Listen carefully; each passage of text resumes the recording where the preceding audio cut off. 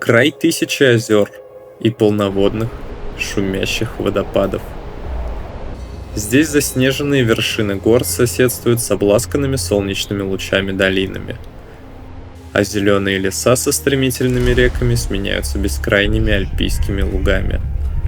Место, где ты почувствуешь настоящую свободу и куда обязательно захочешь вернуться. Настоящая жемчужина Северного Кавказа. И все это Архыз.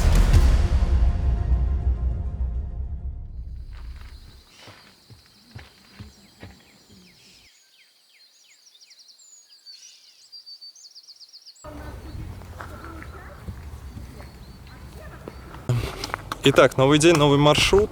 Сегодня у нас самый простой выход. Мы идем 8 километров в ту сторону и 8 километров обратно. А в конце пути нас будет ждать белый водопад. И я надеюсь, он будет достаточно симпатичный. Вчера я не записал каких-то итогов дня. Поход действительно был, наверное, в самую живописную точку из всех дней. Но он действительно был самый сложный. Ну, очевидно, самая проблемная часть была подъем вот в конце, когда был самый крутой набор высоты. Ой, еще одна машина. Но это все в любом случае того стоило, потому что Софийские озера действительно очень красивое место. Я немного там облажался с футажами, но надеюсь, я смогу себя поправить на монтаже.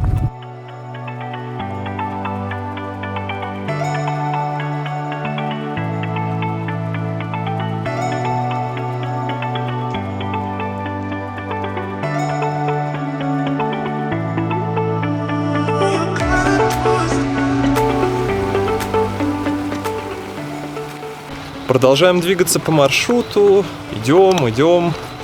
Дорога тут одна. Заблудиться не получится. Только что прошли речку. Вот там сделан небольшой каменный переход, так что ничего такого. Оказалось, что я забыл с утра переодеть носки на трекинговые и пошел в обычных носках. Более того, не просто в обычных носках, еще и в коротких. Соответственно, ботинки трутся о кожу сверху, но благо были бинты, хотя бы забинтовался. Но из-за того, что я иду в обычных носках, они быстро промокают, и есть неиллюзорная вероятность натереть мозоль. Поэтому вот вам совет, ребята, не забывайте трекинговые носки. Примерно на 2/3 дороги мы вышли на берег реки Псыш. Отсюда открывается красивая панорама на гору Пшиш. Вообще, это довольно популярное место. Уже по возвращению я частенько узнавал его на фотках других людей. Также, благодаря расчищенной территории и непосредственной близости к реке, здесь частенько стоят палатки, образующие кемпинг. Да и все проходящие обычно делают тут привал, чтобы немного отдохнуть и насладиться видами гор.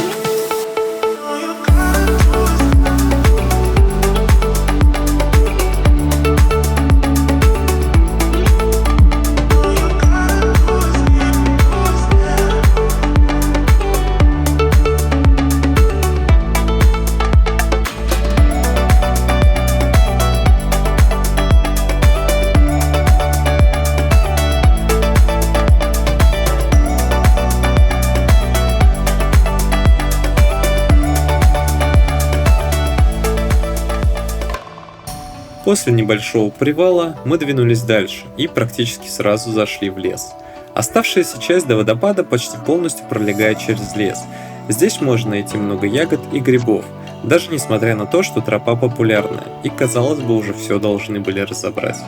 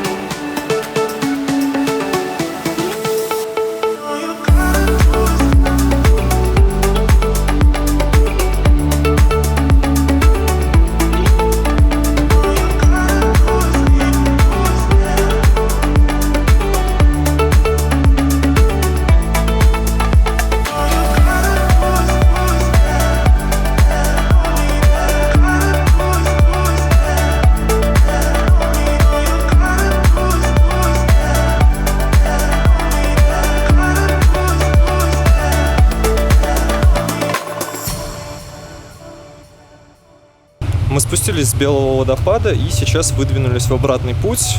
Будем идти той же дорогой уже до самого лагеря. Водопад не произвел на меня на самом деле такого сильного впечатления, хотя сам он достаточно красивый. Главный минус этого места – это большой туристический поток. Причина тому, что туда очень просто добраться, в том числе есть платные заброски, когда вас на машинке довозят почти до самого места, и вам остается подняться 300-400 метров.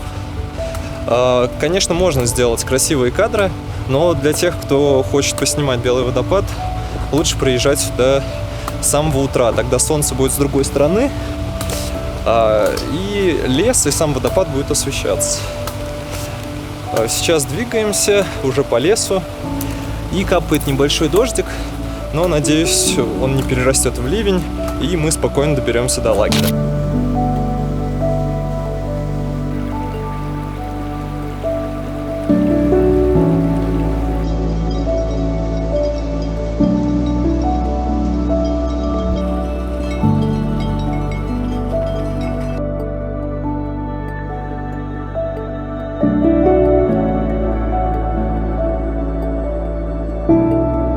Итак, вечер, красивый пейзаж, а это значит, что пришло время немножко поболтать. И вначале хочется сказать еще пару слов о сегодняшнем выходе. Суммарно мы прошли где-то 16 километров, шли по ровной дороге, и это скорее минус, чем плюс, потому что нам очень часто попадались люди на лошадях, на квадроциклах, на мотоциклах, на уазиках.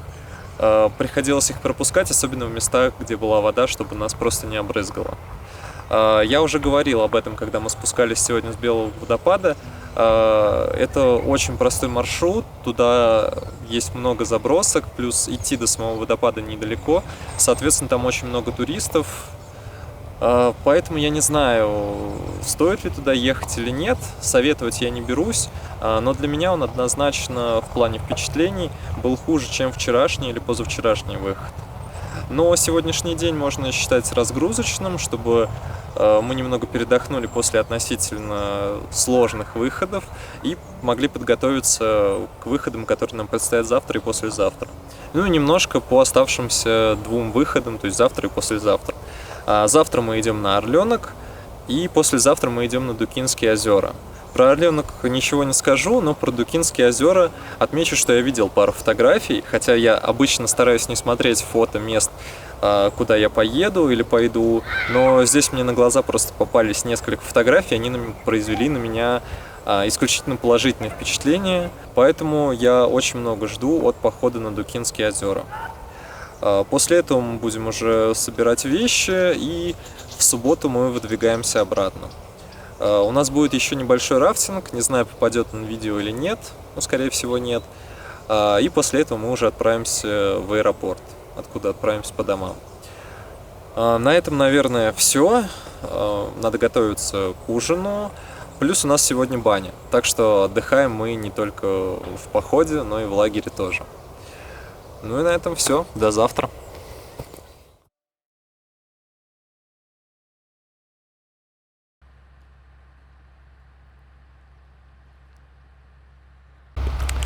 Итак, новый день. Сегодня мы идем на Орленок. У нас нет заброски, поэтому от самого лагеря мы идем пешком. С утра был очень сильный дождь, плюс молнии и гром. Одна молния была настолько яркой и громкой, что я даже проснулся. Я, честно говоря, не думал, что бывают настолько громкие молнии. То есть свет было видно даже сквозь брезент палатки. В любом случае, сейчас дождь закончился, и мы идем уже по хорошей погоде. Да, немножко пасмурно, но в целом все очень даже здорово. Правда, я думаю, что из-за дождя дорогу по маршруту размыло, и мы встретимся с некоторыми трудностями, но посмотрим. Ну, хотя даже вот уже сейчас мы идем, мне приходится обходить по траве, чтобы не идти по грязи. Как было сказано, сегодня мы идем на озеро Орленок, но также мы заглянем на второе озеро – Тайный Орленок. Оно называется так, потому что многие люди в прошлом доходили только до первого озера и разворачивались. Тайный Орленок располагается совсем рядом, примерно за 250 метров от Орленка, но его закрывает лес, поэтому сразу его не увидеть. Большая часть маршрута проходит через лес, и смотреть особо нечего. Виды появятся только когда мы выйдем к реке Орленок и увидим водопад вдали. К нему мы идти не будем, а обогнем его и поднимемся уже на озеро.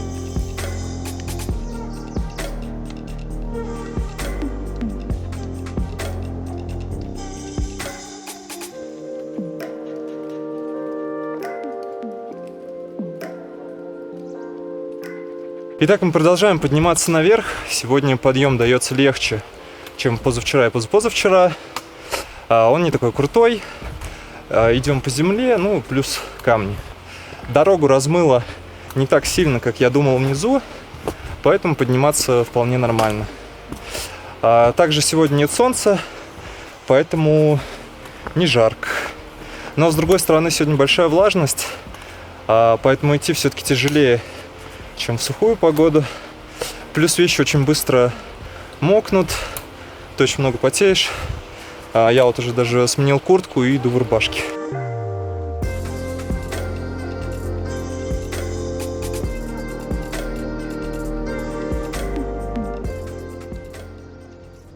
Наконец мы вышли к реке. Я уже отмечал, что сегодня пасмурно, и это определенно играет на восприятие этих мест. Здесь ясно ощущается какая-то атмосфера таинственности, как будто бы время замирает.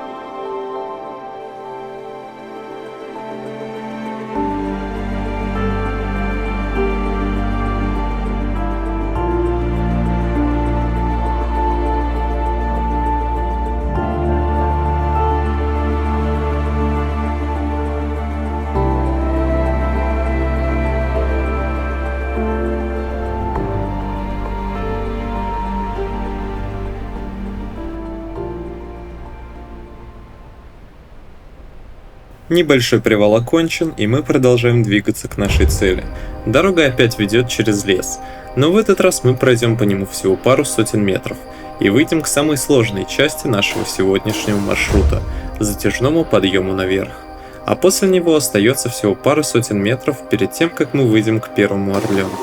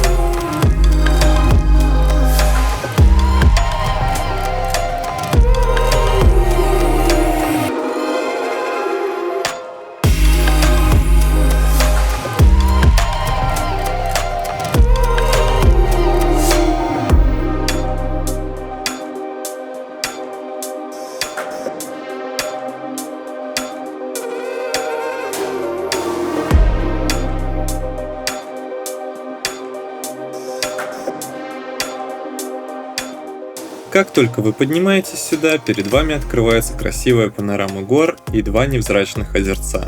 Вы правильно поняли, сюда мы и шли. Расположенное дальше озеро желтоватого цвета и есть Орленок. Да, само озеро выглядит не особо впечатляюще, но места вокруг вполне компенсируют это.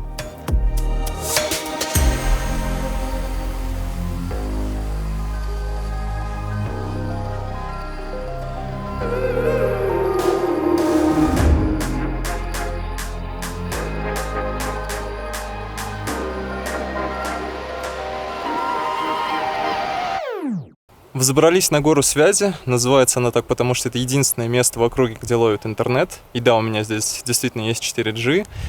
Сейчас мы на высоте где-то 2400 метров, и до озер нам осталось еще чуть-чуть вот в ту сторону. Отсюда открывается хороший вид на гору, и с другой стороны вдалеке вот там поселок Архыз. Теперь пора двигаться к тайному орленку. Но здесь что-то пошло не так, и при монтаже у меня не оказалось ни одного футажа с ним. Остались только фото. Но они вполне передают красоту озера. Останавливаться около него мы не стали, так как там было уже много людей. Вместо этого мы решили пойти дальше и дойти до озера Малик, лежащего у подножия горы Караджаш. Там обычно отдыхают или ставят палатки перед тем, как подниматься дальше, на один из рядом лежащих перевалов. Но для нас это станет заключительной точкой сегодняшнего маршрута.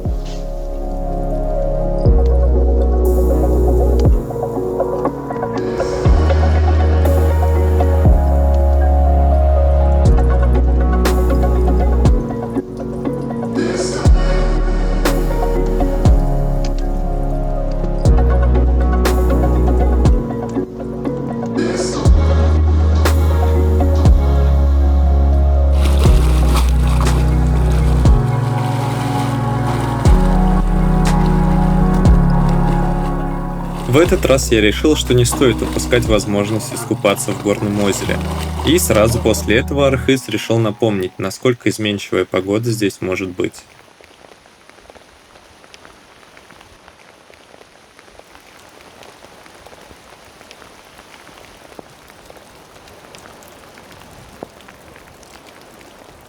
Погода резко испортилась, сейчас капает небольшой дождь, но это уже знак того, что надо собираться в обратный путь.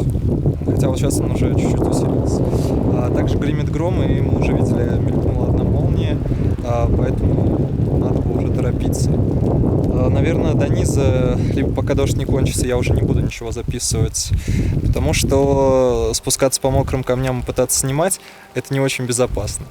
А может, буду записывать, ну посмотрим.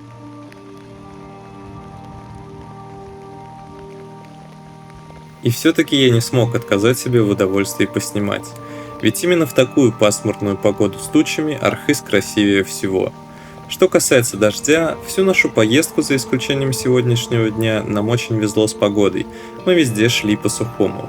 Но с другой стороны, было бы неинтересно пройти весь поход без таких неожиданностей. Ведь тогда ты никогда не узнаешь, какими походы могут быть. Да и в целом, думаю, это полезный опыт. Дожди здесь не редкость, и к ним надо быть готовым. А тем временем дождь все усиливается, и идти приходится медленнее.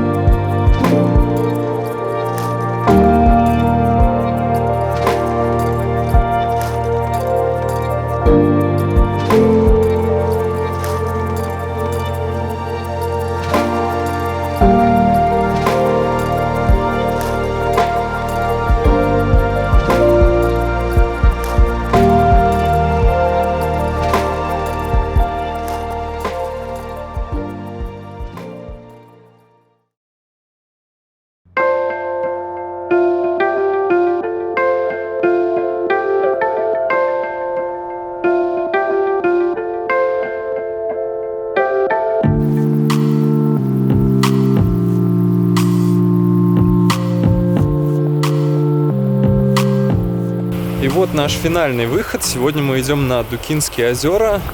Как я говорил, я достаточно много жду от этого выхода, потому что я видел фотографии, мне кажется, там очень красиво, и я сам смогу сделать много удачных шотов. Повчера я не успел сказать ничего по итогам дня, потому что там в горах нас застиг дождь, потом дождь сильно усилился, спускались мы уже по грязи, в общем, риск упасть резко вырос, поэтому снимал уже мало. Когда вернулись в лагерь, дождь снова начался, поэтому как-то было не до того, чтобы снять. В целом поход был симпатичный. Дошли до озер. В одном из них я искупался. Вода, конечно, холодная, но вполне терпимая. Да, еще я потерял кепочку. Это большая потеря. Она была со мной на Алтае. Еще куда-то ездил. В общем, прошла достаточно много. И вчера она выпала из-за того, что я недостаточно хорошо закрепил ее на веревке на рюкзаке. Вот, сейчас мы только добрались. Солнечная погода. И вышли на маршрут. Надеюсь, погода останется хорошей. Ну и, собственно, идем. Маршрут сегодня несложный. Я бы даже сказал, один из самых простых, что у нас был. Но, я думаю, будет достаточно красивый.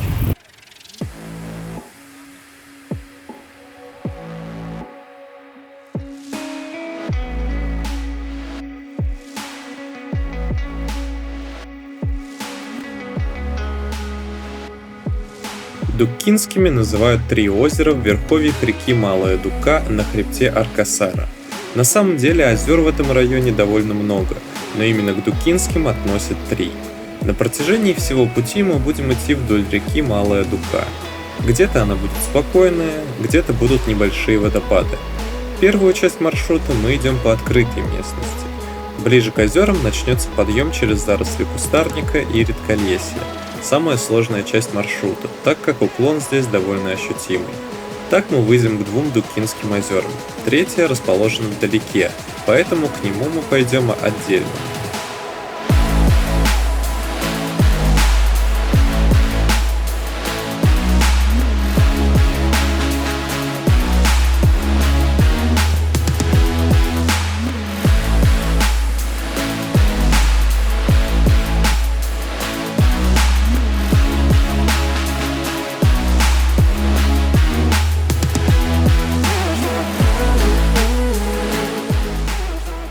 Сейчас зашли в березовое редколесье, плюс тут очень много растительности кустовой. Тут есть папоротники, рододендрон, вот даже малину видно.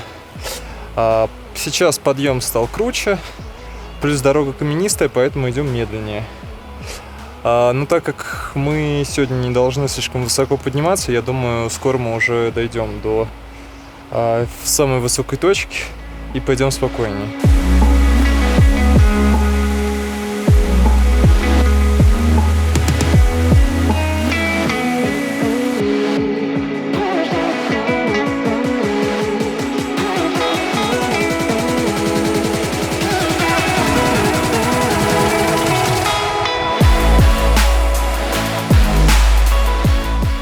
Первое озеро, которое нас встречает, озеро Рыбка, названное так из-за вытянутой формы.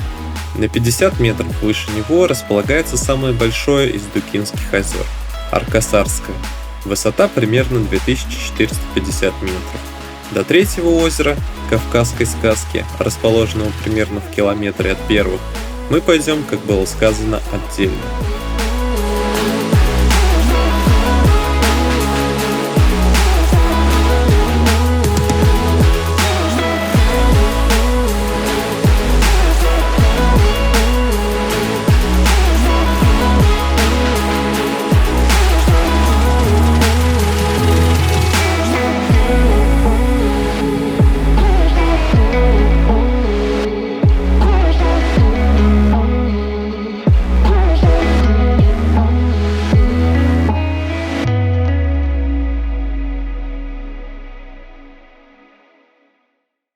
Что ж, господа, так мы посетили Дуккинские озера, по крайней мере, 2 из них. И еще планируем посетить 3-е. Как раз сейчас мы туда двигаемся и там устроим обед. Что скажу по озерам? Озера мне понравились, но там было очень много туристов. Они громко говорили, перекликивались, и это очень сильно портит атмосферу. Плюс они всегда лезли в кадр. Уже даже не чувствуешь, что ты как-то на дикой природе. ощущение, что ты на базаре. Так что если у вас будет возможность как-то заранее узнать, что здесь никого не будет, или просто прийти сюда очень рано, то советую не упускать такую возможность. Второе озеро находится выше первого где-то метров на 100, судя по моим ощущениям. Подъем на него достаточно крутой, и вообще мне показалось, что, наверное, это один из самых опасных подъемов, потенциально опасных подъемов, которые у нас были за все наши выходы на этой неделе. Там очень много камней, нога очень просто может соскользнуть, но в целом, если быть аккуратным, можно пройти.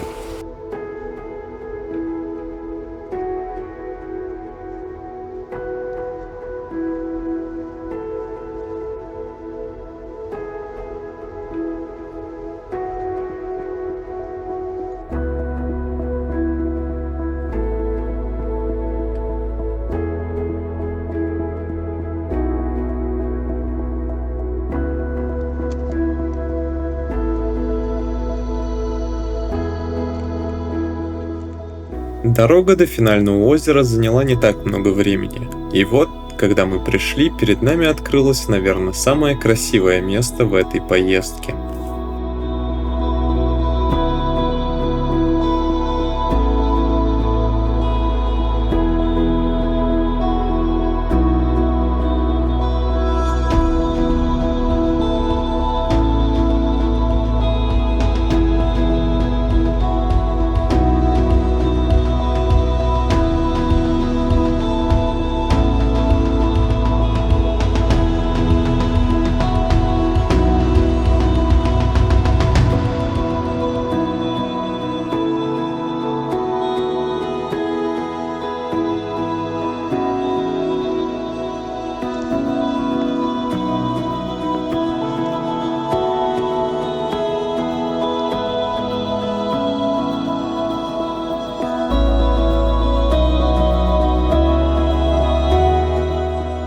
Сидя там, на берегу, я ясно осознавал, что именно ради таких моментов, ради таких видов я сюда и ехал.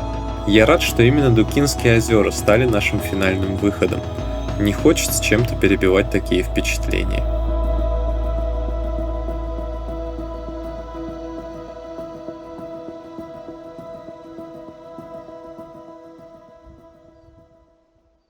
Это было еще одно Дукинское озеро, оно называется «Северная сказка».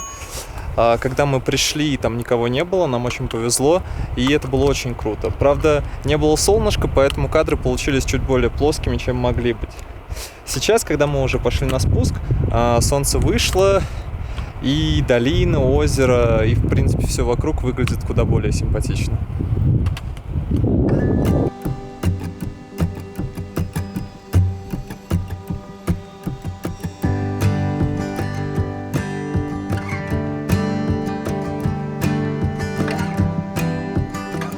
Сейчас мы спустились вниз, и оставшуюся часть пути мы будем идти по ровной дороге, практически.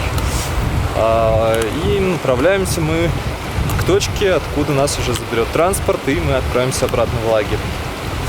Спуск был ожидаемо чуть проще и, самое главное, быстрее, чем подъем. Хотя некоторые места, конечно, тормозили. Потому что, как я уже говорил, дорога туда — это камни и кое-где мелкая крошка.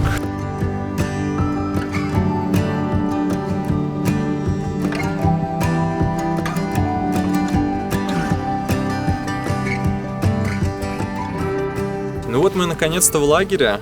Это был наш финальный день, наш финальный выход. Поэтому, я думаю, сейчас хорошее время, чтобы немножечко поговорить, рассказать немного о сегодняшнем походе и составить какое-то впечатление о нашей поездке в целом. Сначала, наверное, о сегодняшнем походе. Поход мне, конечно, понравился. Я не могу сказать, был ли он сложнее, чем предыдущие дни или нет. Мне в целом очень сложно ранжировать по сложности все наши прошедшие выходы. А единственное, что я могу сказать в этом плане, что самый легкий — это был поход на Белый водопад, как я говорил в тот день. Самый сложный — это, конечно, был поход на Софийские озера. Сложность в основном в том, что в конце там есть достаточно крутой подъем, Ну и идти даже до этого подъема уже достаточно далеко. А остальные же дни, ну, я не берусь судить, какой из них сложнее, какой легче. Мне показалось, что они все примерно одинаковые. И продолжим про сегодняшний поход. Мы ходили на Дукинские озера. Как я говорил вчера, я возлагаю на это достаточно большие надежды. И я могу сказать, что мои надежды однозначно оправдались, потому что мне очень понравились виды, очень красивые озера, если бы, конечно, там было поменьше туристов. Это на самом деле очень большая проблема на Архизе, что здесь очень много туристов. Я уже сравнивал неоднократно в видео Алтай и Архиз. На самом деле я сейчас не смогу дать объективную оценку, что из этих двух вещей лучше, потому что я до сих пор на Архизе и впечатления еще не уложились в голове. Одно я могу сказать точно, Архиз куда более зеленый. Здесь очень много трав, очень много растений, в горах очень много цветов, полезных трав, также есть ядовитые, но об этом я уже упоминал. И они здесь везде, даже на самых высоких точках есть какая-то растительность. На Алтае было не так. То есть даже когда мы переваливались через перевал Каратюрек, там уже не было растительности вообще. Там были только камни. Ну, в принципе, у этого есть, конечно, свой шарм, но я как-то все-таки больше люблю зелень, поэтому в этом плане Архиз мне понравился однозначно больше. В остальном же, я думаю, что каждому стоит съездить сюда хотя бы раз, хотя также я, конечно, говорил про Алтай, но в любом случае вам стоит приехать сюда самим и составить какое-то свое собственное впечатление.